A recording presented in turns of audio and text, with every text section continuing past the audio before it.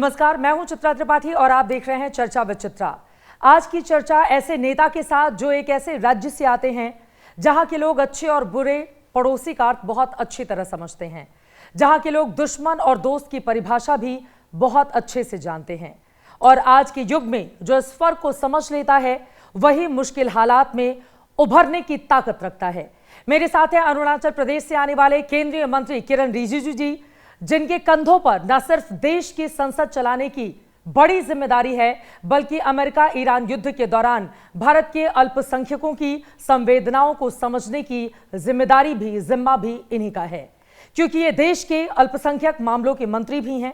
इसीलिए आज हम 9 तारीख से शुरू हो रहे संसद सत्र की चर्चा तो करने ही वाले हैं, यह भी समझने की कोशिश करेंगे कि अमेरिका, इजराइल, अरब देशों और ईरान, रूस और चीन के बीच 2 हिस्सों में बढ़ चुकी दुनिया में भारत कहां पर खड़ा है।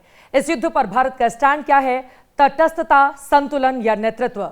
खामनेई की मौत पर भारत के शहरों में हुए विरोध प्रदर्शन पर भारत सरकार का रुख क्या है और विपक्षी दलों की ओर से लगातार जो आरोप लगाए जा रहे हैं उस पर मंत्री जी क्या सोचते हैं? बहुत बहुत स्वागत है आपका एबीपी न्यूज पर। पहले भाग में तो फिर विपक्षी दलों ने संसद चलने नहीं दिया था, नरवणे जी की किताब को लेकर इतना हंगामा हम सब ने देखा था, तो इस बार की क्या है तैयारी आपकी? नहीं, हंगामा होने से भी काम तो बंद नहीं होते हैं। बिल्कुल, डिबेट डिस्कशन जो होना चाहिए वो नहीं होता है, इसलिए हम लोग दुखी हैं। काम तो जो बिजनेस होते हैं सरकार का वो तो पारित हो जाते हैं, हमारा मेजोरिटी है, देश का प्रतिनिधि हम लोग कर रहे हैं, तो हम लोगों का काम तो बंद नहीं कर सकते। लेकिन कोई भी मुद्दे जब चर्चा में हम लोग लाते हैं तो अगर बिना चर्चा वो पारित कर देते हैं तो अच्छा नहीं लगता है। लोकतंत्र में चर्चा होना चाहिए, वही इशू है, अदरवाइज काम तो बंद नहीं होते। अब राहुल गांधी कहते हैं आप उनको चर्चा में हिस्सा नहीं लेने देते, आप बोलने नहीं देते हैं उन्हें। राहुल गांधी एक्चुअली में बोलना नहीं चाहते हैं, उनको सिर्फ हेडलाइन चाहिए। कांग्रेस पार्टी में भी राहुल गांधी से बढ़ के कई लोग हैं जो अच्छा वक्ता है, अच्छा बात रख सकते हैं, ज्ञानी भी हैं, समझदार भी हैं, पढ़े लिखे हैं, मेहनती हैं, वो बात को रख सकते हैं।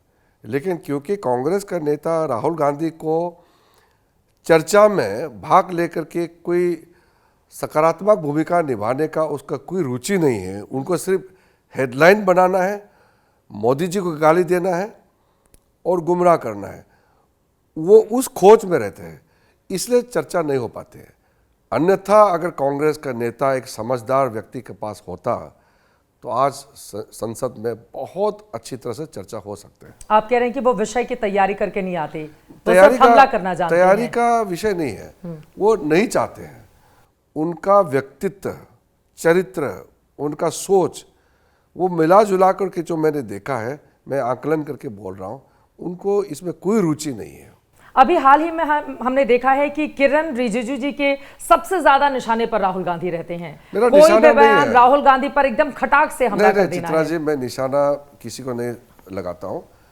वो जब ऐसा काम करते हैं जिससे संसद का गरिमा को चोट पहुंचते हैं या प्रधानमंत्री का खिलाफ में ऐसे शब्दों का प्रयोग करते हैं या खुद का नेता प्रतिपक्ष का गरिमा को गिराता है, तब मैं उसका प्रतिक्रिया में जवाब देता हूं।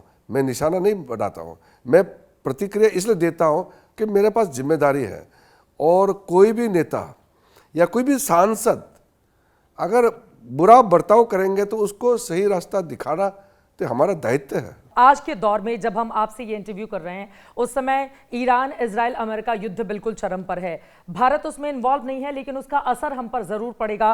तेल के दाम महंगे हो जाएंगे और भी तमाम मोर्चों पर भारत का स्टैंड क्या है ये पूछा जा रहा है।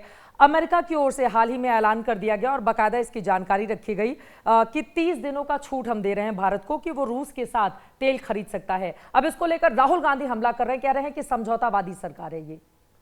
सबसे पहले तो राहुल गांधी का हर चीज़ को जवाब देना मेरे ख्याल से देश के लिए हानिकारक होगा। और जब विश्व में कोई भी घटना होती है तो सरकार का रुख क्या है वो सरकार ही बताएंगे। और अगर विपक्ष को सरकार से जानकारी चाहिए तो सरकार से पूछ सकते हैं या संसद में सरकार से मांग भी कर सकते हैं कि इस विषय में सरकार स्पष्टीकरण करें, जवाब दे, वो मांग करने का अधिकार है। लेकिन वही नीति तय करना शुरू कर देते हैं। अभी तो मैंने 2-3 दिनों से मैं देख रहा हूँ, कुछ सांसद भी हैं और कुछ तो सांसद भी नहीं है, वो भी विदेश नीति तय कर रहा है, ऐसा होना चाहिए, भारत को ऐसा करना चाहिए। हर एक आदमी अगर विदेश नीति तय करना लग जाएगा, देश ऐसे नहीं चल सकता है। जब भी कोई बड़ा घटना या कुछ भी होता है दुनिया में, सरकार उसका आंकलन करते हैं, फिर सरकार उसका जवाब देते हैं, फिर देश का सामने में बात रखते हैं। कुछ भी घटना होता है, तुरंत उस समय सरकार को आप घेरने के लिए हमला शुरू कर देते हैं। चलो घरेलू मामले जो घर का है उसमें आप टिप्पणी कर सकते हैं, लेकिन अंतर्राष्ट्रीय मुद्दे पर, और वो भी युद्ध का कोई मामला हो, उसमें भारत सरकार का रुख क्या है वो तो भारत सरकार बताएंगे। लेकिन वो कहते हैं संसद में आप लोग बोलने नहीं देते हैं। अगर वो स्पष्टीकरण चाहेंगे संसद में ऐसा तो फिर हंगामा शुरू हो जाता है। ये डिबेट तो खत्म हो चुके हैं कि बोलने नहीं दिया जाता है, ये जो झूठ है ये तो अब पर्दाफाश हो चुके हैं। जो भी संसद में बोलना चाहते हैं नियम तहत ही बोलना होता है, वहां कोई मर्जी से नहीं बोल सकते। संसद में बहस रात 12 बजे तक, 2-5 बजे तक भी बहस हुए हैं। पिछली साल हम लोग का सुबह तक चले हैं, तो ऐसा नहीं है, पार्लियामेंट में चलते हैं। लेकिन एक आदमी जब गलत आरोप लगाते हैं या नियम के विरुद्ध बोलते हैं तो उसका एक सीधा करने का तरीका होता है। लेकिन मेरा ये कहना है कि जब संसद अगर नहीं चल रहा है, तब भी कुछ घटनाएं अंतर्राष्ट्रीय होते हैं तो उसका समय चाहिए सरकार को रिएक्ट करने के लिए, बोलने के लिए, प्रतिक्रिया करने चाहिए। तुरंत आप हमला शुरू कर देते हैं। वो और तो सब सरेंडर के आरोप लगा रहे हैं कि भारत की संप्रभुता को सरेंडर कर दिया है सरकार ने। इसलिए तो इसका कोई जवाब दे नहीं सकता ना। बोलने का आज़ादी है करके इस तरह का बात बोलेंगे, उसका कोई मतलब नहीं है। आप बताइए, जो बिना सोच के अगर हर वक्त बोलते रहेंगे तो उसका खुद का वैल्यू खत्म हो जाएंगे। अब चुनाव में कांग्रेस पार्टी का जो परिस्थिति क्यों ऐसा हो गया, क्योंकि उनका जो बोलने का अंदाज है, उनका जो शैली है, वो कोई मैच्योरिटी नहीं है, परिपक्वता कहीं नहीं दिखते हैं। राहुल गांधी आपको परिपक्व दिखाई नहीं देते? बिल्कुल नहीं है। वो नेता विपक्ष है। नेता विपक्ष तो इसलिए बने हैं कि उनको इस बार सीट उतना नंबर मिले हैं एमपी, जिससे नेता प्रतिपक्ष पर टाइटल मिल गया है। अदरवाइज तो मुझे तो नहीं लगता कि भारत का जनता फिर से कांग्रेस को उस तरह का संख्या कभी देंगे कि वो अच्छा भूमिका निभा सके या सरकार में कभी आ सके। क्योंकि देख लिया ना लोग कि कौन मैच्योर्ड है, कौन इमैच्योर्ड है, लोग देख लिया। अभी हाल ही में आपने प्रेस कॉन्फ्रेंस में ये कहा कि कांग्रेस के कई नेताओं को ऑफ एयर मैं समझाता हूं कि राहुल गांधी को आप लोग बताइए और उनकी बुद्धि बढ़ाइए कि वो देश हित के मुद्दे पर इस तरह के बयान ना दें। मैं वो राहुल गांधी जी को मैं इज्जत देता हूं क्योंकि नेता प्रतिपक्ष है, लेकिन जब उसका व्यवहार जो है नेता प्रतिपक्ष का अनुकूल नहीं है, तो ये भी दायित्व बनता है मेरा कि उसको भी मैं बोलूं। और कांग्रेस में कोई सांसद अगर अच्छा से अपना बात रखते हैं, उसका भी मुझे सराहना करना चाहिए। अगर प्रियंका गांधी जी में कुछ परिपक्वता दिखता है तो उसको बोलने में क्या हर्ज है। आप कह रहे हैं कि राहुल गांधी और प्रियंका गांधी में प्रियंका गांधी बहुत अच्छी नेता हैं, भले ही पहली बार वो सांसद बनी हो। अच्छे नेता है, मैं वो तो नहीं कहूंगा, लेकिन जो उसका व्यवहार है, जो 1-2 परफॉर्मेंस देखा है, उस हिसाब से मैच्योरिटी प्रियंका में थोड़ा ज्यादा है। कच्चे तेल की कीमतों में इजाफा होगा, उसको रोकने के लिए सरकार की क्या प्रतिबद्धता है? बाकी मोर्चों पर हमारा क्या स्टैंड इस समय मौजूदा वक्त? मैं एक चीज कहना चाहता हूँ, दुनिया में क्राइसिस लगातार आ रहे हैं। रूस यूक्रेन का, फिर उसके बाद में पिछली बार इजराइल और पैलेस्टाइन का उस एरिया में हमास के साथ में कॉन्फ्लिक्ट हुआ। इस बार ईरान, इजराइल, अमेरिका का कॉन्फ्लिक्ट चल रहा है। हर बार आप देखेंगे कि मोदी जी अपना देश के लोगों का सुरक्षा के लिए और जो देश से बाहर जो अपने भारतीय लोग हैं उनका सुरक्षा या उनका ठीक ठाक से कैसे रह रहा है उसका निगरानी, और देश में चाहे तेल का हो या बाकी खाने पीने का सामान से लेकर के कोई भी महत्व चीज़ है जो इस्तेमाल करता है लोग, हर चीज़ का मैनेजमेंट बहुत मैच्योरिटी के साथ मोदी जी हल निकलता है और उसका व्यवस्था करता है। इसलिए कोई भी चीज़ है, अब नीतिगत तो मैं कुछ कह नहीं सकता हूँ, और सरकार का पोजीशन जिसका पास दायित्व है वही बोलेंगे। बिल्कुल। लेकिन आश्वासित होना जरूरी है सबको कि मोदी जी के नेतृत्व में सबको ये सोचना है कि हमारा नेता बहुत मैच्योर्ड है, दुनिया में मोदी जी का मान है, सम्मान है, मोदी जी को मानता है, और देश के अंदर में भी सब लोग यकीन है कि मोदी जी के नेतृत्व में कोई क्राइसिस कैसे भी हो उसका समाधान निकलेगा, लोगों का ध्यान रखें। हाल ही में जब इजरायली संसद को प्रधानमंत्री मोदी ने संबोधित किया था, ऐसा करने वाले वो देश के पहले प्रधानमंत्री हैं, उनके वापस लौटने के बाद ये वॉर शुरू हो गया। अब उस पर भी विपक्षी दलों की ओर से लगातार घेरा गया कि क्या उनको पहले से इन्फॉर्म किया गया था या नहीं किया गया था, उन्होंने क्यों देश को गुमराह किया। इस तरह के आरोप भी राहुल गांधी और उनके पार्टी की ओर से लगाए जा रहे हैं। ये जो कांग्रेस पार्टी इस तरह का जो बातें रखता है, मेरे ख्याल से उसको अगर जवाब देंगे तो बात बिना मतलब का बिगड़ेगा और तूल पकड़ेगा, क्योंकि उसमें कोई तर्क नहीं है या बोलने का कोई उनका तमीज भी नहीं है। कब क्या बोलना है कांग्रेस पार्टी को, कब देश हित में बोलना है, कौन सा बात देश का विरुद्ध जाएगा, इसका भी समझ नहीं है कांग्रेस पार्टी में। लेकिन भारत का स्टैंड क्या है इस वॉर के बीच में? स्टैंड का तो मैंने जैसे कहा ना, प्रधानमंत्री जी और हमारे जो विदेश मंत्रालय का पूरा जो तोली काम करते हैं उस पर भरोसा करना चाहिए। हर लोगों को विदेश नीति में कूद कूद करके बोलने का कोई आवश्यकता नहीं है। और मैं विपक्ष के साथियों को भी कहता हूँ, विदेश नीति सरकार के ऊपर छोड़िए, और बाद में कुछ घटना होते हैं तो बाद में चर्चा हो सकता है, डिबेट होता है, डिस्कशन होता है, उसका रिएक्शन कीजिए। अभी तो वहाँ लड़ाई चल रहा है और इस बीच में कूद कूद करके हर विपक्ष के नेता हर वक्त बयान ही बयान देते जा रहा है।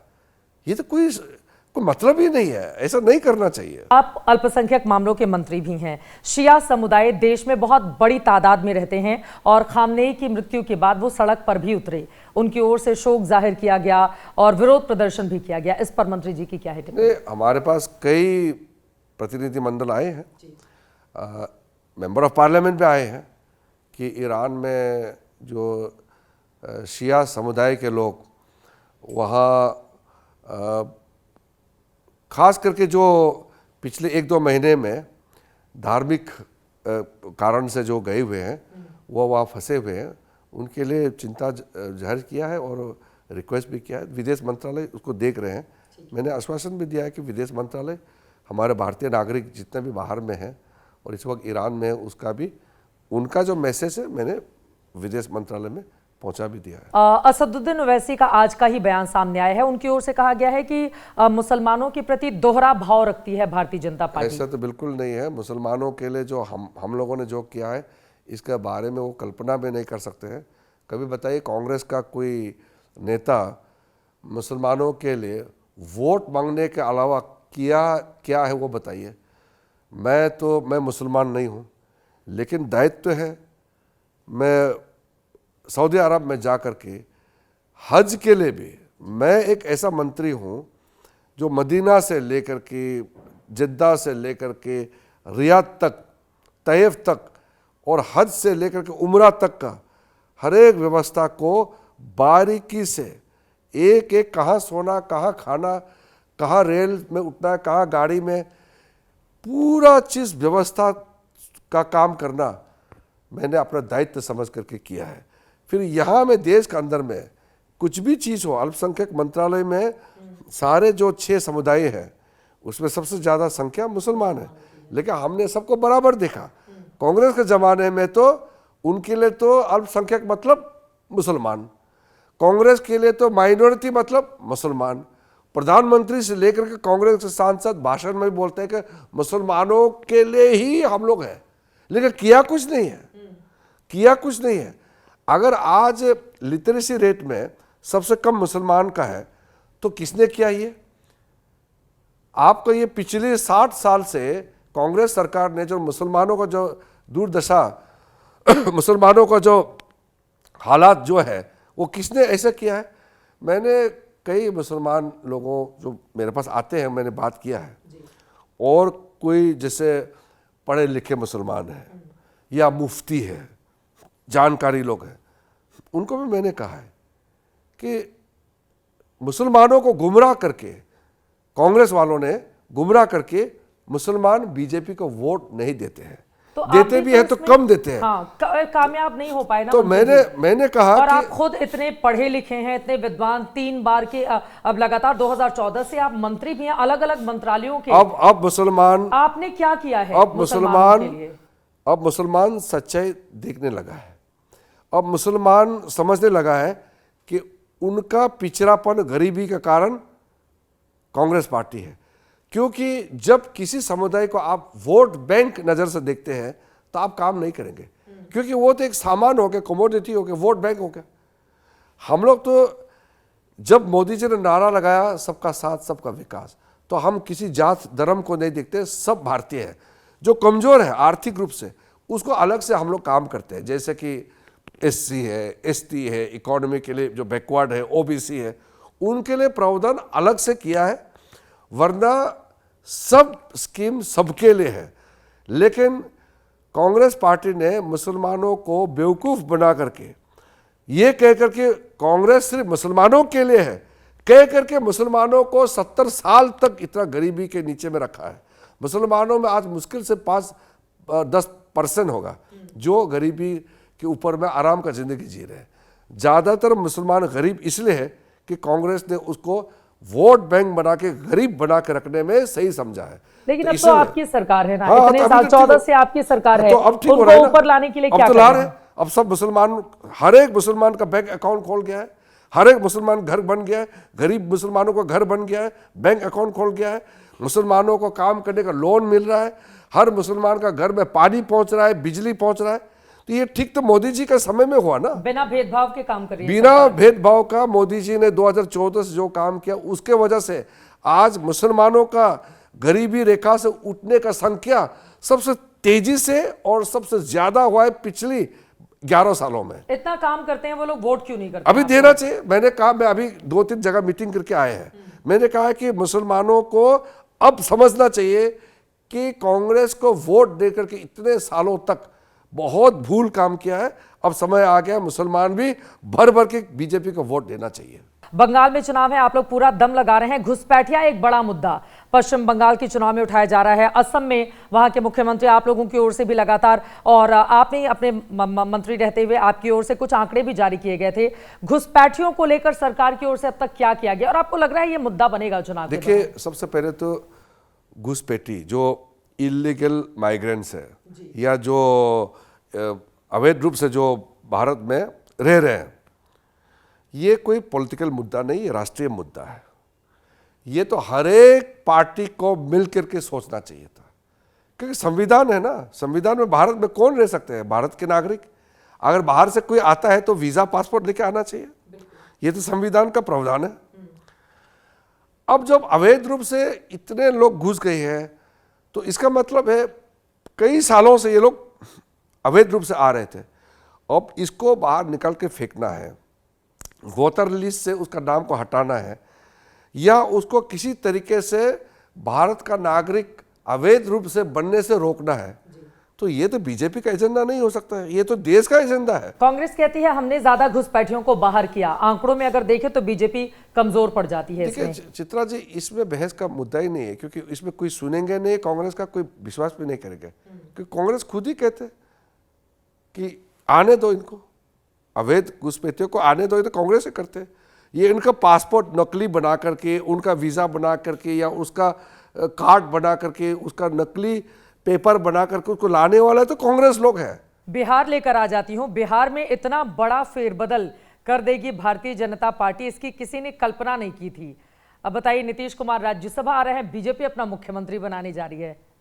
तो पॉलिटिक्स का एक अपना एक अलग अलग समय में अलग अलग उसका रूप होते हैं, और हर पॉलिटिकल पार्टी का एक अपना इच्छा होते हैं आगे बढ़ने का। और जनता दल यूनाइटेड और भारतीय जनता पार्टी कितने सालों से एक साथ काम करते हैं, मिली जुली हम लोग का सरकार चलते हैं, केंद्र में भी साथ में है, स्टेट में भी साथ में है, मिल के काम कर रहे हैं। इसमें तो अपोजिशन को इसमें कोई तकलीफ होने का कोई विषय नहीं है। तेजस्वी यादव, अखिलेश यादव सब लोग कह रहे हैं हाईजैक कर लिया है मुख्यमंत्री उनको को। बोले एनडीए के अंदर में हम घर में हम लोग क्या कर रहे हैं, उनसे क्या मतलब है? वो इसमें क्यों कूद पड़े हैं, मुझे तो समझ में नहीं आ रहा है। किरण जी के बारे में एक और जानकारी मैं आपको दे दूं, इनको गाने के बोल पुरानी फिल्मों के भी, जिसको ये पसंद करते हैं, खूब याद भी रहते हैं। आपको इतना समय मिल जाता है गाना सुनने के लिए? नहीं, आजकल तो जैसे हम लोग गाँव जाते हैं या कोई कार्यक्रम होते हैं तब करते हैं। अलग से कार्यक्रम, गाने के लिए कार्यक्रम नहीं करते हैं या खाने के लिए अलग से कार्यक्रम नहीं करते हैं। काम के साथ साथ कुछ ऐसा मौका निकल जाता है जिससे आप फुर्ती भी कर लेते हैं।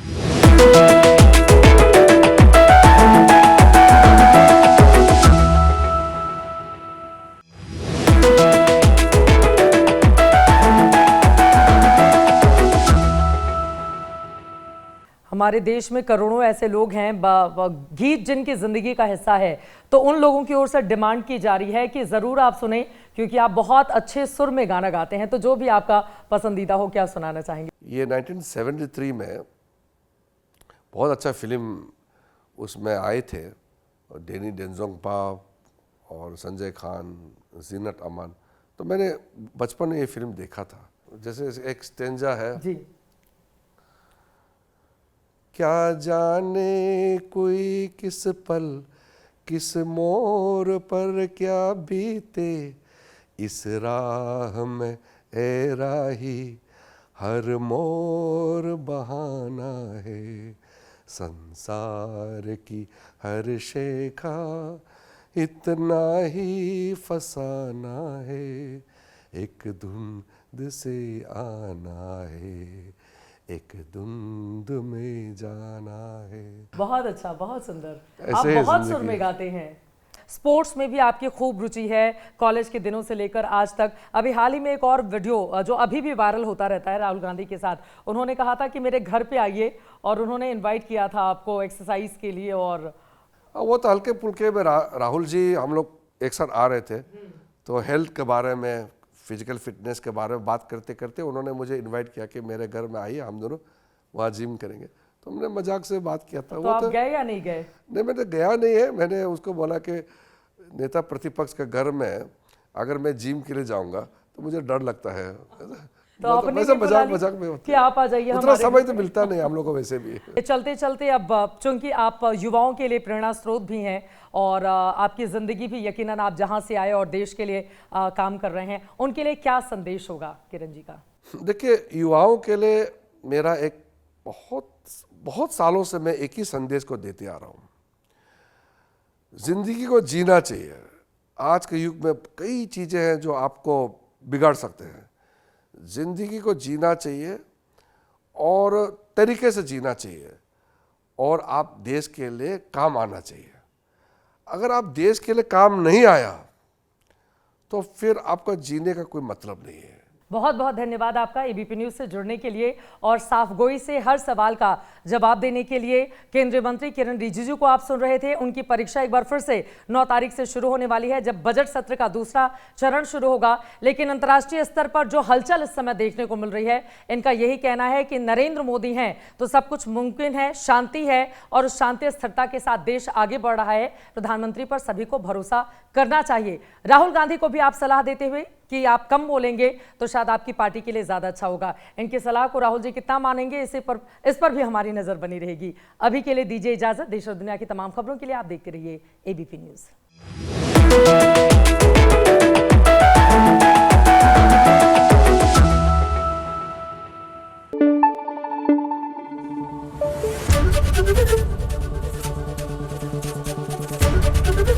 एबीपी न्यूज आपको रखे आगे।